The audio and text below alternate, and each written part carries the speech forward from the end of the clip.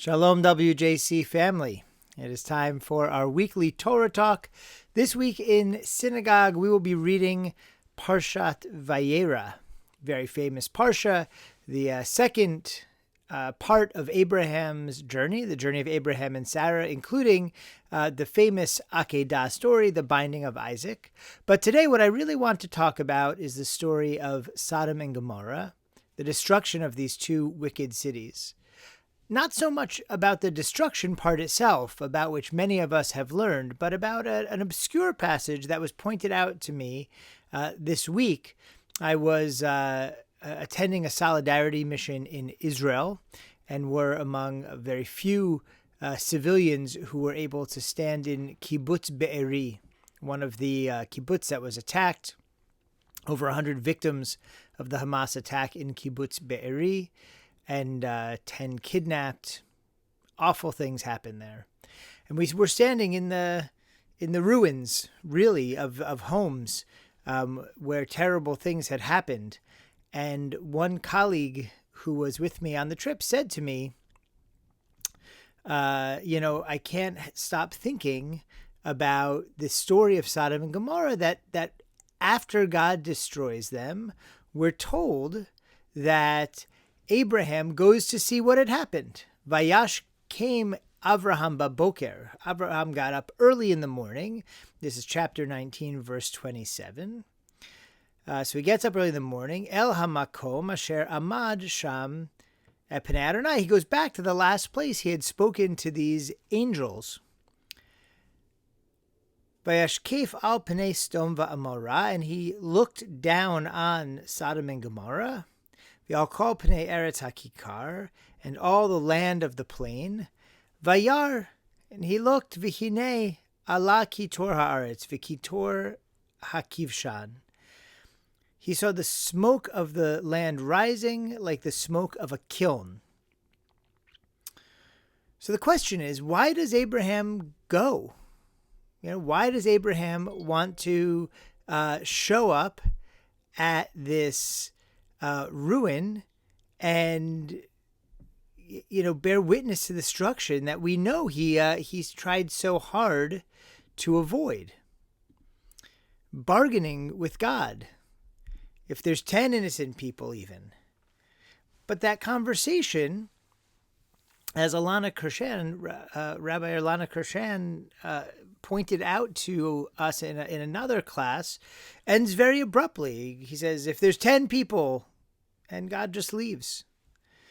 So one commentator says, maybe that he's looking to see if there were 10 innocent people, right? Why does he go back? He goes back to see, are there 10 innocent people? Maybe it was saved. In other words, he finished the conversation not knowing what the result was going to be. And so he went back to see. It's one possibility.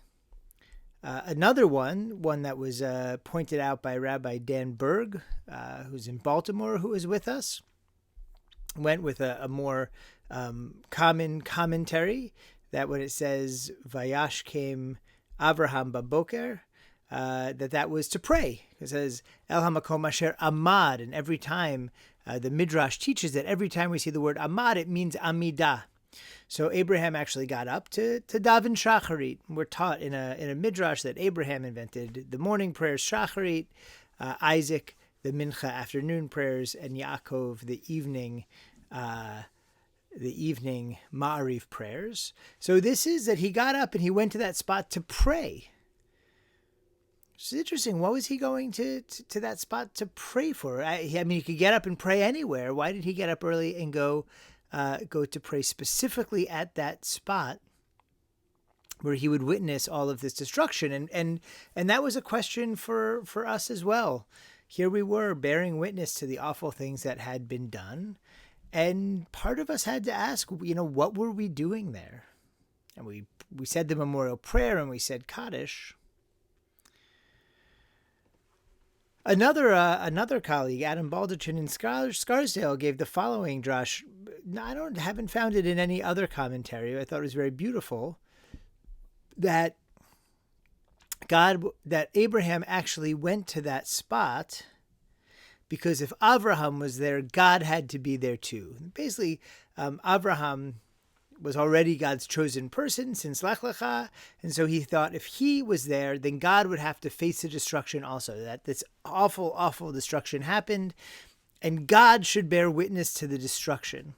And Abraham shows up, having tried to bargain with God through morality, and ultimately was saying, God, look at what happened here. And I felt a little of that there in Be'eri.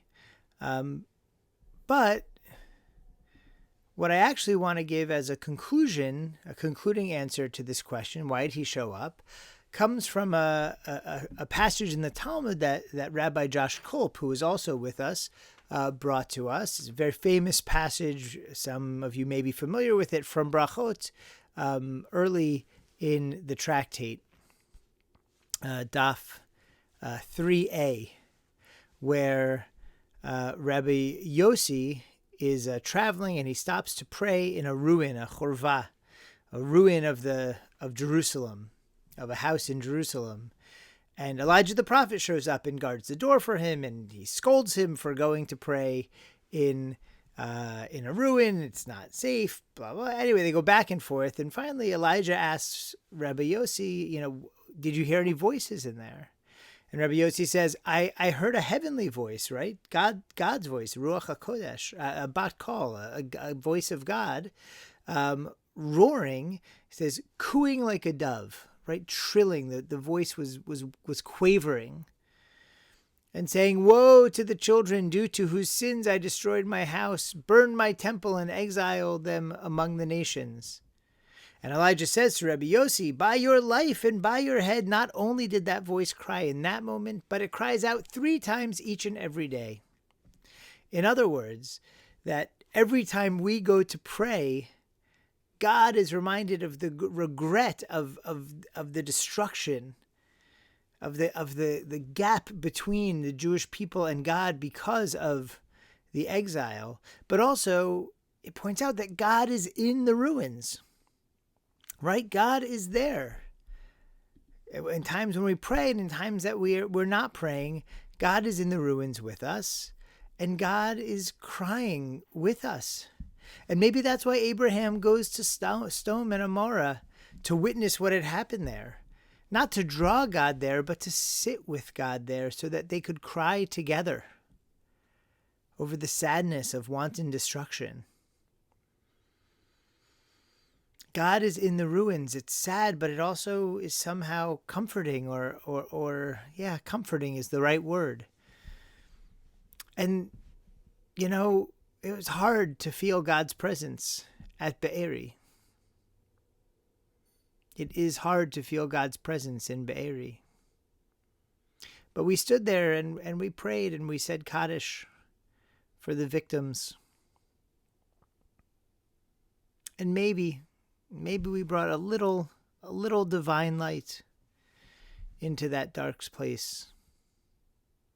And maybe that's a little of what we all need to do. There's a lot of places in this world that could use a little divine light. We don't have to travel all the way to Israel to find it. We don't have to travel and see the suffering of civilians in Gaza too. We don't have to travel across an ocean. We don't have to travel outside of our own borders, our own town, our own state, our own county. We could do worse than to show up at the places that seem so devoid of God's Kedusha and hope that our presence can bring a little more light to that space. The world needs our light right now. In Israel, in the whole area, in so many places where people are suffering for reasons that are hard to understand. And so I pray, as we read Parshat Vayera, that we can follow the model of our patriarch, of Abraham, that we can all have the fortitude to stand up in the face of darkness and to call for God's presence. Or maybe, like we learned from Rabbi Yossi, to stand together and comfort the divine and comfort the human in the spaces where too much divinity and too much humanity seems to be lacking. Wish you a Shabbat Shalom, a Shabbat of light and hope and grace.